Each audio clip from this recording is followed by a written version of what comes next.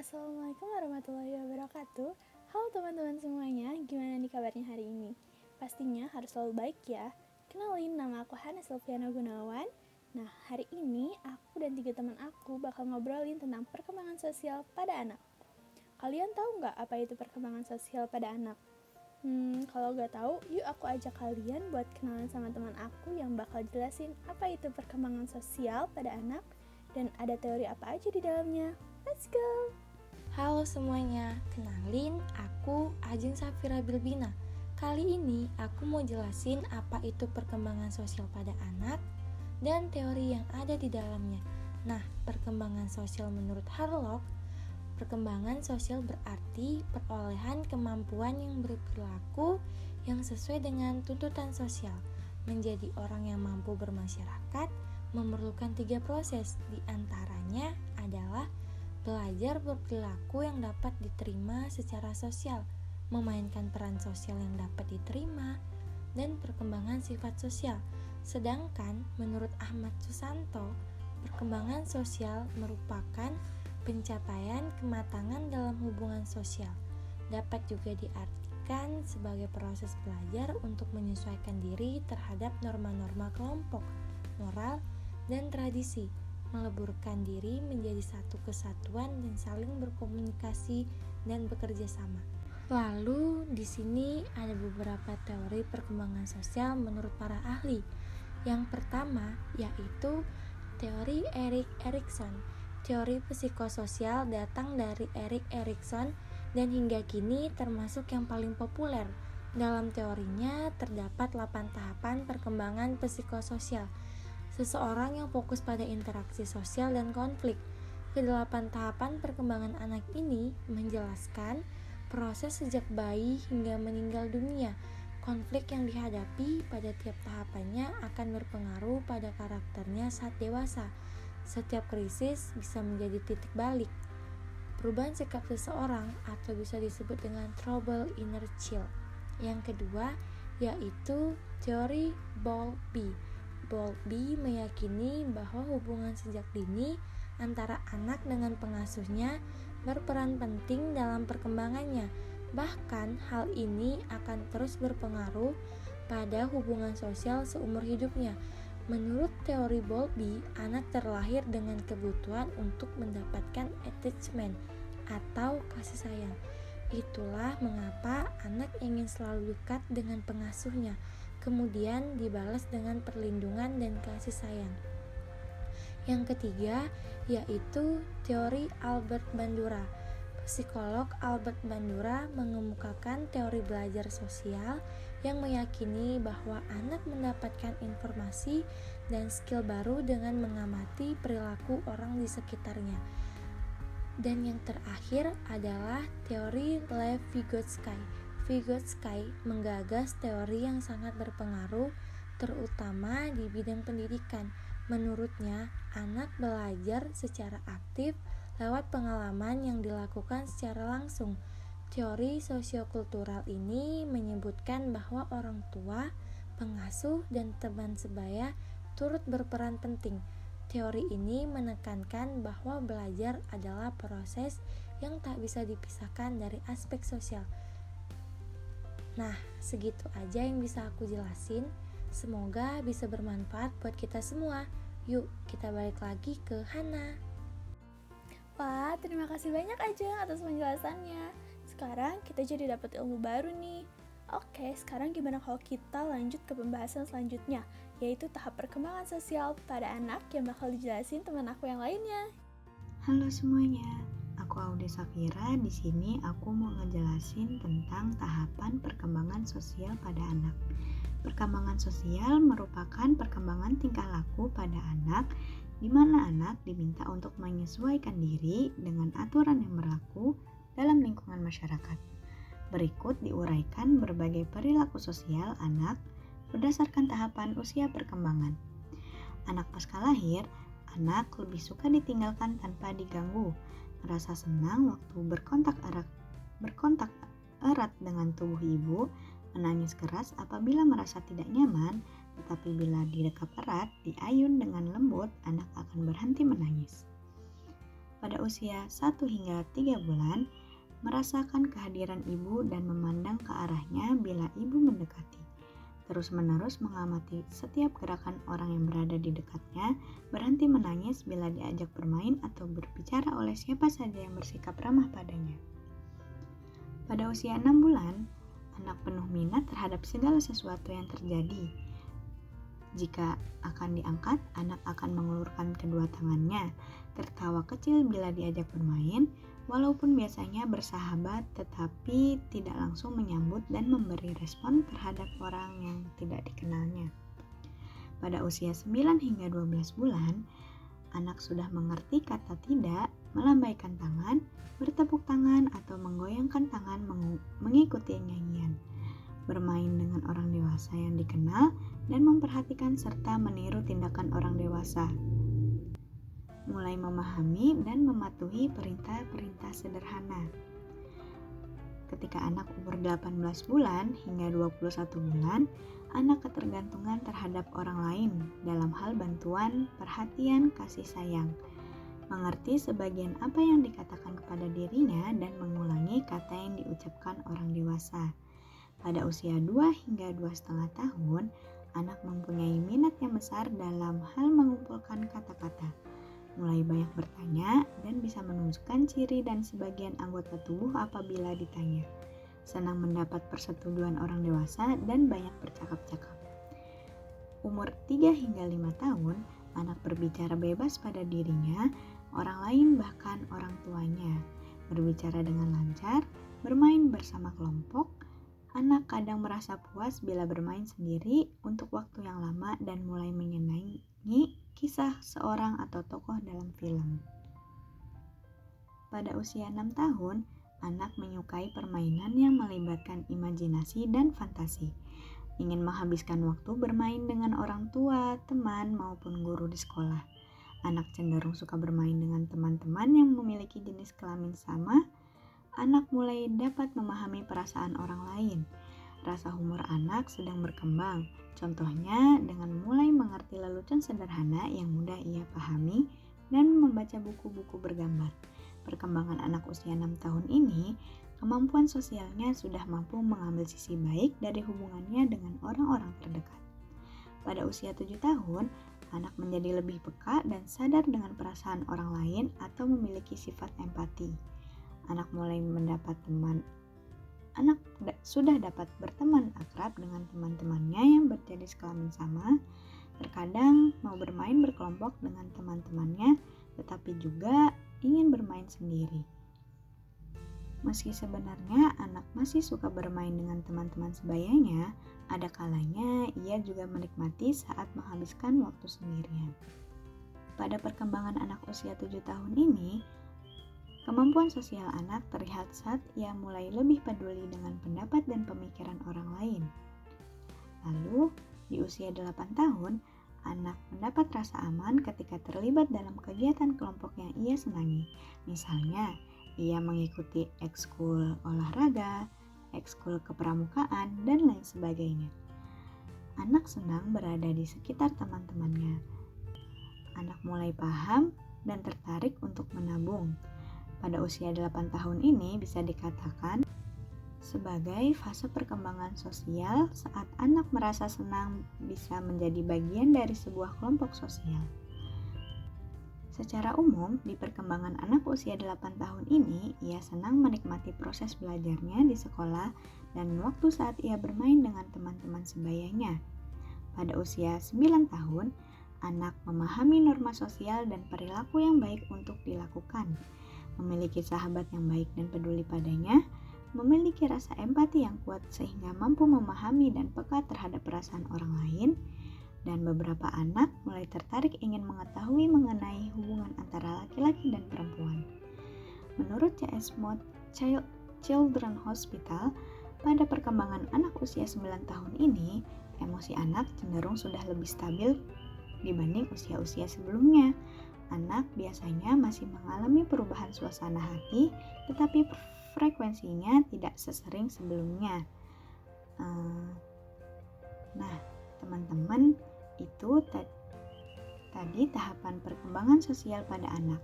Semoga bermanfaat ya. Aku kembalikan kembali pada Hana yang bakal kasih informasi seru lainnya. Terima kasih. Oke, terima kasih banyak Audi atas penjelasannya. Wah, kita udah dapat banyak ilmu yang baru nih sekarang. Tapi masih ada penjelasan lainnya yang pastinya juga bermanfaat. Ayo kita ke teman aku selanjutnya yang bakal jelasin faktor yang mempengaruhi perkembangan dan pola sosial pada anak. Halo semuanya, kenalin aku Dwi Lola Amirullah yang bakal jelasin tentang apa aja sih faktor yang mempengaruhi perkembangan sosial dan pola sosial pada anak. Ayo simak penjelasan aku. Ada 3 faktor yang mempengaruhi perkembangan sosial pada anak. Yang pertama faktor keluarga, faktor di luar keluarga, dan faktor pengalaman sosial. Yuk kita bahas satu persatu 3 faktor yang mempengaruhi perkembangan sosial pada anak. Yang pertama, faktor keluarga. Keluarga merupakan lingkungan pertama yang mempengaruhi berbagai aspek perkembangan anak, termasuk perkembangan sosialnya. Ada 5 hal yang termasuk golongan faktor keluarga yang mempengaruhi proses perkembangan sosial anak. Yang pertama, hubungan antara anak dengan orang tua ataupun dengan saudaranya. Dengan adanya rasa kasih sayang, anak akan menjadi lebih terbuka dalam interaksi dan komunikasi. Peran orang tua di sini adalah membimbing anak mengenal lingkungan di mana mereka tinggal. Lalu yang kedua, urutan anak dalam keluarga. Anak sulung, tengah, ataupun bungsu. Contohnya, anak terakhir bisa dipastikan dia akan lebih suka bergantung pada orang tua dan kakaknya. Hal ini mempengaruhi tingkat kemandiriannya. Lalu yang ketiga, jumlah keluarga sedikit ataupun besar. Jika dalam suatu keluarga mempunyai anak yang sedikit, maka perhatian, waktu, dan kasih sayang lebih banyak tercurahkan, di mana segala bentuk aktivitas dapat lebih didukung oleh orang tuanya. Hal ini tentu berbeda dengan jumlah keluarga yang besar.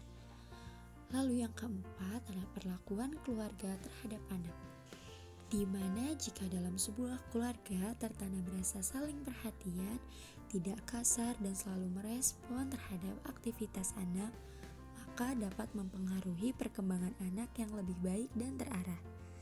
Lalu yang terakhir, ada harapan orang tua terhadap anak. Setiap orang tua pasti memiliki harapan untuk mempunyai anak yang baik, cerdas, dan terarah dalam masa depannya. Harapan tersebutlah yang menjadi salah satu faktor perkembangan sosial pada anak, karena dengan ini orang tua memberikan pendidikan sekolah kepada anaknya. Lalu yang selanjutnya, faktor di luar keluarga. Ada 6 hal yang menjadi faktor di luar keluarga yang mempengaruhi proses perkembangan sosial pada anak. Yang pertama, interaksi dengan teman sebaya. Setiap anak jika memiliki perkembangan yang baik, maka secara alami dapat berinteraksi dengan teman-temannya tanpa diminta atau ditemani keluarga, karena anak memiliki arahan yang jelas. Yang kedua, hubungan dengan orang dewasa di luar rumah. Jika anak selalu dikenalkan dengan lingkungan luar dan diberi arahan bergaul dengan semua orang, maka anak tersebut dapat beradaptasi dengan lingkungan orang dewasa, di mana mereka tidak takut untuk berinteraksi dengan orang yang lebih dewasa darinya. Kemudian yang ketiga, kematangan. Bersosialisasi membutuhkan kematangan fisik dan psikis. Untuk mempertimbangkan dalam proses sosial, seperti memberi dan menerima pendapat orang lain, memerlukan kematangan intelektual dan emosional. Lalu yang keempat, ada status sosial ekonomi. Kehidupan sosial sangat dipengaruhi oleh kondisi atau status kehidupan keluarga di masyarakat. Sehubungan dengan hal ini, dalam kehidupannya anak selalu menjaga status sosial dan ekonomi keluarganya. Dalam kasus tertentu, maksud dari menjaga status sosial keluarganya mengakibatkan menempatkan dirinya dalam pergaulan yang tidak tepat. karena adanya pengelompokan orang-orang berdasarkan kesamaan karakteristik pekerjaan. Yang kelima, faktor pendidikan. Pendidikan ialah proses sosialisasi anak yang terarah. Pendidikan dalam arti luas seharusnya berarti bahwa perkembangan anak dipengaruhi oleh kehidupan keluarga, masyarakat, dan kelembagaan. Lalu yang terakhir ada kepastian mental, emosi, dan intelijensi. Kemampuan berpikir mempengaruhi banyak hal seperti kemampuan belajar, memecahkan masalah, dan berbahasa. Contohnya, seorang jenius akan sulit dalam bergaul dengan kelompok sebayanya karena pemahaman mereka sudah lebih tinggi daripada teman-teman seumurannya. Nah, teman-teman, sekarang kita sudah sampai pada pembahasan faktor yang terakhir, yaitu faktor pengaruh pengalaman sosial anak. Ketika seorang anak memiliki pengalaman sosial yang kurang baik, seperti tidak diperbolehkan main keluar oleh orang tuanya, hal ini dapat mempengaruhi proses sosialisasi mereka dengan lingkungannya. Hal ini menyebabkan anak menjadi kurang tahu dan kurang bersosialisasi dengan lingkungan di luar rumah. Karena pembelajaran anak melalui interaksi sosial, baik dengan orang dewasa maupun dengan teman sebayanya, sangat mempengaruhi perkembangan sosial anak. Seperti halnya anak belajar dengan cara mengamati, meniru, dan melakukan yang orang dewasa dan teman-temannya lakukan. Hal ini juga yang mengharuskan orang-orang di sekitar si anak peka dan sadar bahwa mereka adalah model yang pantas untuk ditiru anak dalam berucap, bersikap, dan merespon, sehingga dapat membantu anak mengembangkan kemampuan berkomunikasi dan kematangan emosinya. Jadi untuk orang tua pun harus berhati-hati dalam berperilaku dan memberi arahan yang jelas dalam pergaulan anak. Nah, sekarang kita masuk pada pembahasan pola perilaku sosial pada anak. Perilaku sosial dan tidak sosial seorang anak pada umumnya sebagai berikut. Menurut Dia Fakhriyati pada tahun 2015, pola sosial anak itu meniru, persaingan, kerjasama, simpati, empati, dukungan sosial, dan membagi. Sedangkan pola tidak sosial yaitu negativisme atau pembangkangan, agresif, perilaku berkuasa, memikirkan diri sendiri, mementingkan diri sendiri, merusak, pertentangan seks, dan prasangka. Pola-pola tersebutlah yang umumnya terjadi pada anak usia dini. Itu dia teman-teman penjelasan mengenai faktor yang mempengaruhi perkembangan sosial dan pola sosial pada anak. Kita balik ke Hana yang bakal menjadi penjelasan terakhir dari pembahasan kali ini. Terima kasih banyak Lala atas penjelasannya. Nah, betul banget nih teman-teman, kali ini adalah penjelasan terakhir yang akan dibawakan oleh aku sendiri, yaitu upaya meningkatkan perkembangan sosial pada anak. Ada beberapa upaya yang bisa dilakukan agar meningkatkan perkembangan sosial pada anak, yaitu yang pertama, menjadi role model. Anak akan selalu mencontoh apa yang dilakukan oleh orang tuanya, termasuk dalam hal sosialisasi. Maka kita itu harus menjadi role model bagi anak dalam kemampuan sosial. Contohnya, kita itu harus selalu mengungkapkan segala hal dengan bahasa yang baik, apapun perasaan yang kita alami, mau senang ataupun sedih. Nantinya, anak akan mencontoh bagaimana berbicara, bersikap, dan bersosialisasi dengan orang lain. Yang kedua, ajak anak bermain di luar. Nah, dengan kita mengajak anak bermain di luar, anak akan melihat dan mengamati orang-orang serta lingkungan baru. Ia akan terstimulasi untuk mengikuti apa yang dilakukan oleh orang lain. Ia pun akan terbiasa dengan lingkungan luar yang ramai. Jika anak tidak pernah diajak keluar, anak akan terus nyaman di rumah. Alhasil, ketika suatu saat harus keluar, ia akan merasa asing dan takut.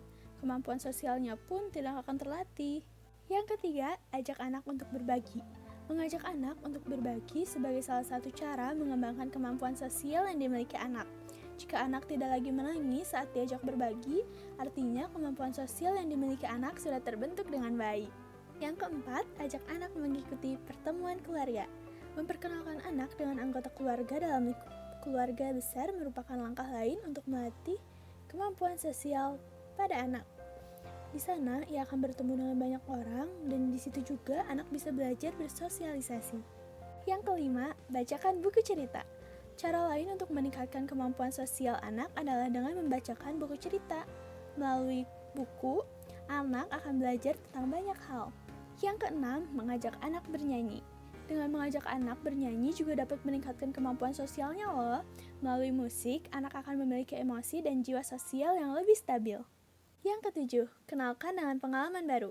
Meningkatkan kemampuan sosial anak dapat juga dilakukan dengan memberikan pengalaman baru.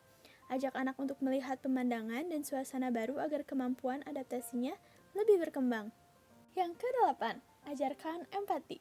Mengajarkan empati juga penting dalam mendukung kemampuan sosial anak. Tumbuhkan empati anak dengan cara mengajarkan macam-macam emosi yang ada. Yang kesembilan, ajarkan adab. Anak perlu diajarkan berbagai adab yang baik, mulai dari adab berbicara, adab makan, adab bergaul, dan lain sebagainya. Jika anak diajarkan tata krama sejak dini, maka ia akan tumbuh menjadi anak yang mudah diterima oleh lingkungan. Yang ke-10, berikan perhatian pada anak. Memberikan perhatian pada anak juga dapat dilakukan untuk menumbuhkan jiwa sosialnya. Dengan dicintai dan dikasihi, ia akan mengerti bagaimana mencintai, mengasihi, serta memberi perhatian pada orang lain. Yang ke-11, tumbuhkan sikap positif. Sikap positif yang ditumbuhkan oleh orang tua kepada anak juga dapat melatih kemampuan sosialnya loh. Hindari mengeluh di hadapan anak dan tanamkan rasa positif serta percaya diri sejak dini. Dengan sikap yang positif, anak akan tumbuh menjadi pribadi yang memiliki jiwa sosial yang tinggi. Yang ke-12, ajak anak untuk menolong sesama. Ajarkan anak untuk menolong sesamanya.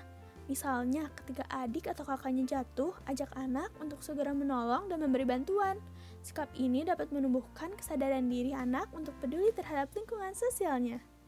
Yang ke-13, ajak anak bermain.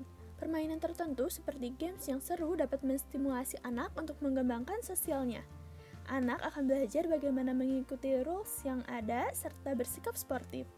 Melalui permainan tersebut, anak tidak lagi mementingkan diri sendiri serta mendapatkan banyak pengalaman baru. Yang terakhir, biarkan anak menyelesaikan masalah sendiri. Ajarkan anak untuk menyelesaikan masalahnya sendiri. Orang tua cukup memberi dukungan dan motivasi untuk anak. Saat anak mendapati masalah, minta anak untuk menjelaskan masalahnya lalu dorong ia untuk berpikir bagaimana solusinya. Jika anak berhasil, jangan lupa berikan apresiasi agar ia bersemangat untuk menyelesaikan konfliknya sendiri. Segitu aja penjelasan mengenai upaya meningkatkan perkembangan sosial pada anak. Dan berarti segitu juga nih penjelasan dari kami mengenai perkembangan sosial pada anak. Terima kasih banyak kepada Lala, Audi, dan Ajeng yang sudah nemenin aku untuk jelasin perkembangan sosial pada anak. Semoga apa yang kami jelaskan bisa bermanfaat untuk teman-teman semuanya. Terima kasih.